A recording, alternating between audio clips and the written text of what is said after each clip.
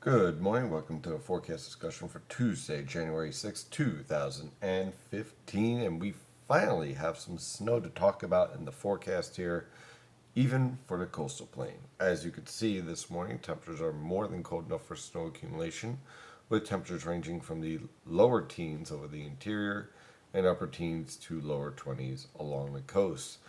We have snow approaching the region that is currently in south central and southwestern Pennsylvania and also pushing into portions of Baltimore, Washington, D.C. We got Maryland, West Virginia.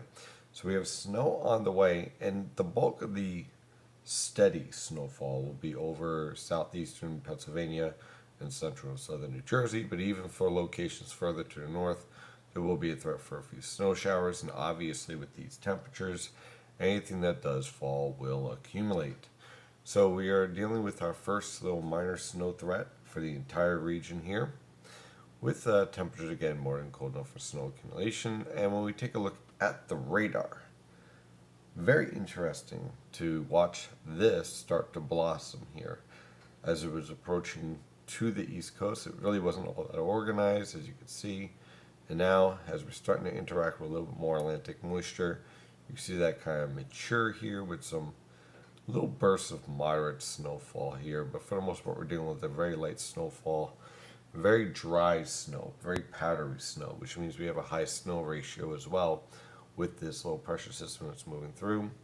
So this is what will keep us busy all day today, with some snow showers for the New York City metropolitan area on north and for central and southern New Jersey and southeastern Pennsylvania, including the Philadelphia metropolitan area.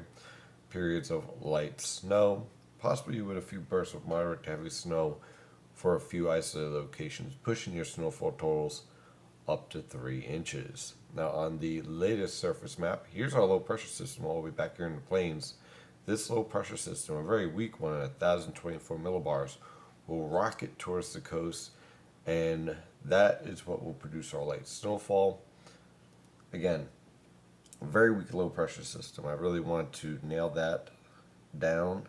This is not a major snowstorm in any way, shape, or form. However, when you're dealing with light snow on the roadways, and we haven't really dealt with the winter weather all that much so far this year, luckily. Unfortunately, during the rush hour, that could create some accidents. So please take your time while traveling.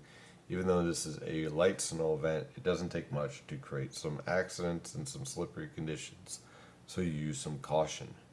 Now, something interesting I noticed on the water vapor satellite picture, look how intense this little disturbance is. Now again, if we had any type of blocking in the Atlantic, this could have been a far more interesting storm, producing more significant snowfall. However, notice how everything is continuing to move west to east here. There's really nothing slowing down. So as a result, this disturbance, although robust and capable of producing a burst of heavy snow here and there, will just continue to keep on trucking to the east, and thus there's just no time to produce anything more than 3 inches at max with this low pressure system, unless something really unusual happens right off the New Jersey coast, which we're not currently expecting. As far as the pattern as a whole, we have a nice little upper level low developing to the south of the Aleutians, a ridge building in the Gulf of Alaska and over Western Canada, and that means we are going to be nice and chilly over the next several days, at least the next 7 days, if not longer. Dry, but I do have my eye on a few disturbances as we hit beyond 7 days that we're going to have to keep an eye on. I'll keep you posted on those threats as we move forward. On the infrared satellite picture, again, you can see it's becoming more enhanced here. You see the blues and yellows here, that means that there's rising air.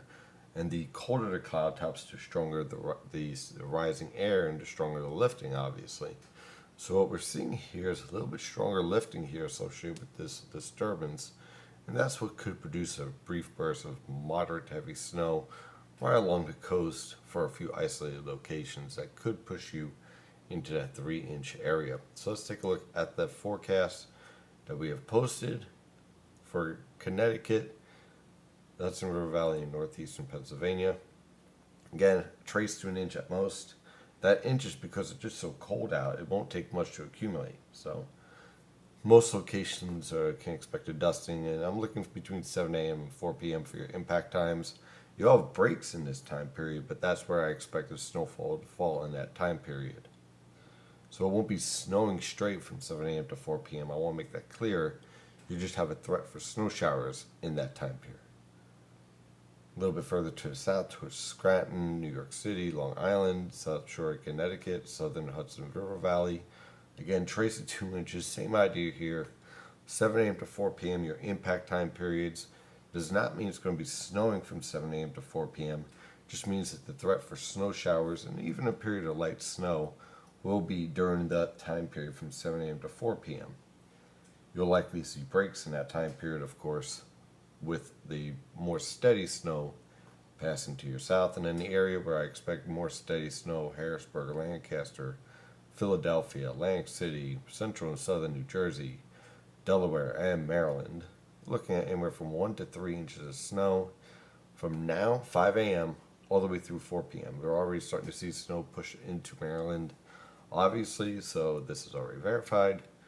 And of course, while that snow accumulation, most locations will be around 1 to 2 inches. That 3-inch potential is for any bursts of moderate to heavy snow. And of course, we'll be watching the immediate coast to see if there's anything unusual that tries to pop up here right along the New Jersey coast and possibly the south side of Long Island. So let's take a look at the latest model guidance using the Penn State Wall website. I'm going to use the European model guidance for today. Again, our low pressure system passes through. High temperatures, not very high, upper teens over the interior, lower to mid 20s along the coast. For tomorrow, Arctic high pressure and control. Could see a few flurries, but that's about it. Low temperatures in the mid-teens throughout the entire region. High temperatures in the lower to mid-20s. So very cold out there, so definitely bundle up. And with a nice northerly wind chills are likely going to be in the teens and single digits. Talking about single digits, we get into Thursday with Arctic high pressure again in place. Single digits for lows for the interior. For the coast, the interior could see it going below zero. High temperatures on Thursday, lower 20s for the entire region. So obviously it's cold out there, definitely. Moving forward, again, high pressure is in place for Friday. Could see a passing snow shower or two with accumulation similar to what we're seeing today, 1 to 2 inches of snow possible. Not a really strong system, but something that could produce a little bit of light, moderate snow at times. Looking at temperatures ranging from the lower to mid-teens for lows, high temperatures in the lower to mid-30s.